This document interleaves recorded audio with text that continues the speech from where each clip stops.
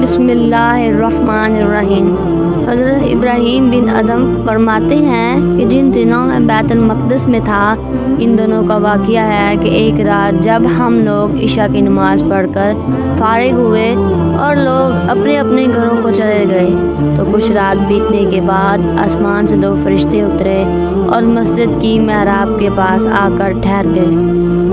ان میں سے ایک نے دوسرے سے کہا کہ مجھے یہاں سے کسی انسان کی خوشبو آ رہی ہے۔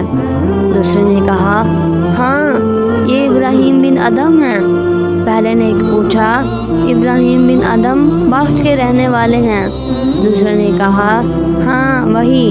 پہلے نے کہا، افسوس، انہوں نے رب کی رضا حاصل کرنے کے لیے بڑی مشقتیں برداشت کی ہیں، مصیبتوں اور مشکلوں کے باوجود صبر سے کام لیا، حتیٰ کہ اللہ تعالیٰ نے ان کو مرتبہ ولایت عطا کر دیا، لیکن صرف ایک چھوٹی سی غلطی کی وجہ سے انہوں نے وہ مرتبہ کھو دیا۔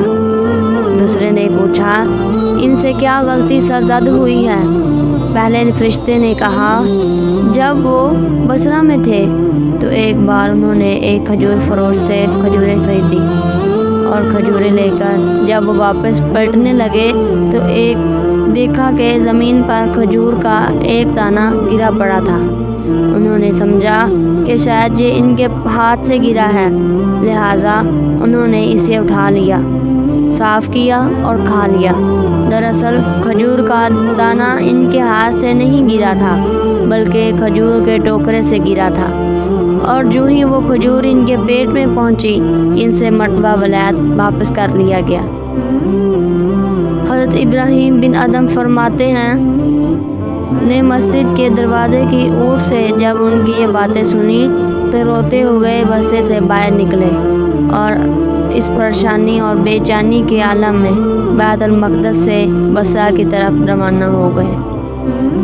وہاں جا کر ایک کھجور فروش سے کھجوریں خریدی، اور پھر اس کھجور فروش کے پاس گئے جس نے پہلے کھجوریں خریدی تھیں، اسے کھجوریں واپس کی اور ساتھ ہی سارا واقعہ بیان کیا۔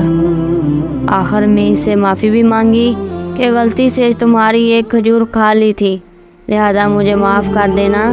اس کھجور فروش نے اسے کھلے دل سے معاف کر دیا، اور پھر رو پڑا کہ حضرت کو ایک کھجور کی وجہ سے اتنی پریشانی کا سامنا کرنا پڑا۔ مختصر یہ ہے کہ حضرت ابراہیم بن ادم سے پھر بیت المقدس روانہ ہو گئے، اور بیت المقدس پہنچ کر رات کے وقت اور اس مسجد میں جا کر بیٹھ گئے۔ جب رات کافی بیت گئی تو آپ نے دیکھا کہ فرشتے آسمان سے اترے۔